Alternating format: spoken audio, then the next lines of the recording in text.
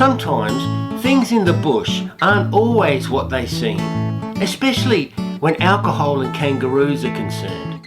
You have to basically expect the unexpected. For example, I'd like $1 for every time someone set a dead roo on the toilet, just to scare women when they went to use it.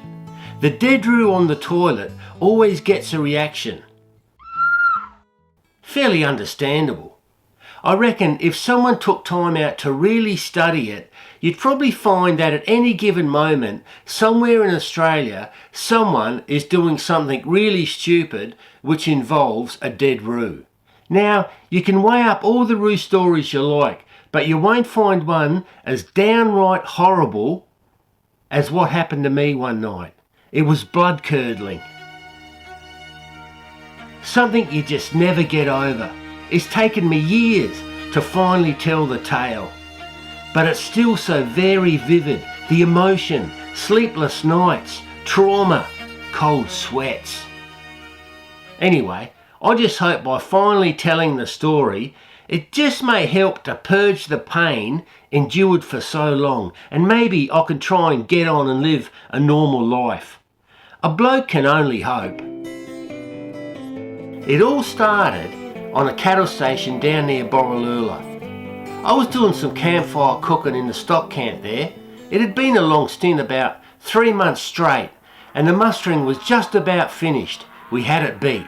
It had been a really good stock camp to work in, good country, good company, everyone got on well, and with the contract nearly completed, the boss, who was a pretty good bloke, reckoned a night at the pub could be a goer.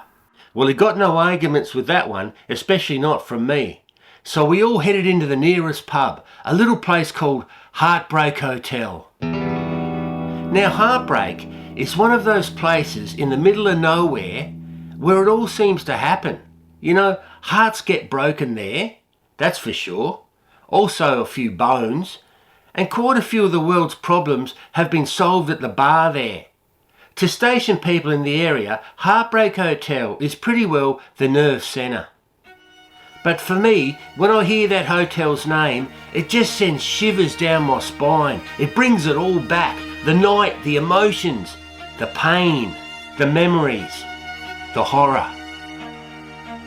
Anyway, as we pulled into Heartbreak Hotel, there was a bloke out front urinating on the fuel bowser, and everyone's cheering him on, and well, we all looked at each other. Yep, everything seemed pretty normal around here.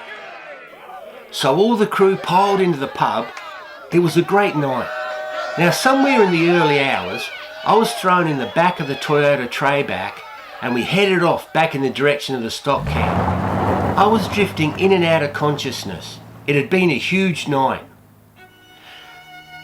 It was only me and the old station governess on the back, and she didn't particularly like me much, and the state I was in didn't really impress her either. I don't remember too much, but I was face down in the back and I wasn't really with it. Now this is where things get really ugly. The bloke driving accidentally ploughed straight into a roo. He stopped, got out, and he threw it in the back of the Toyota. Now, I really don't know why, maybe to feed his dogs, I'm not sure. But I missed all that, and I woke up as he took off again. I was face down, and I felt something nice and warm pressed up against my back. So I perked up a bit, thinking the old governess must be coming good. You know, she must have had a few, and now she's getting a bit frisky. I'm thinking, this is cosy. Me and the old governess cuddled up here on the back, cruising along under the stars. Funny, but I didn't think she really liked me. I thought I'd let her know I was feeling a little romantic as well. So I reached my hand over to give her a bit of a pat, and I felt this warm fur. Well, I'll be buggered, I'm thinking. She's got her strides off. Well, how's your luck? At this stage, I was still face down, so I did what any respectable citizen of the Northern Territory would have done in my position. I rolled over and climbed on. What are you doing? Bloody hell!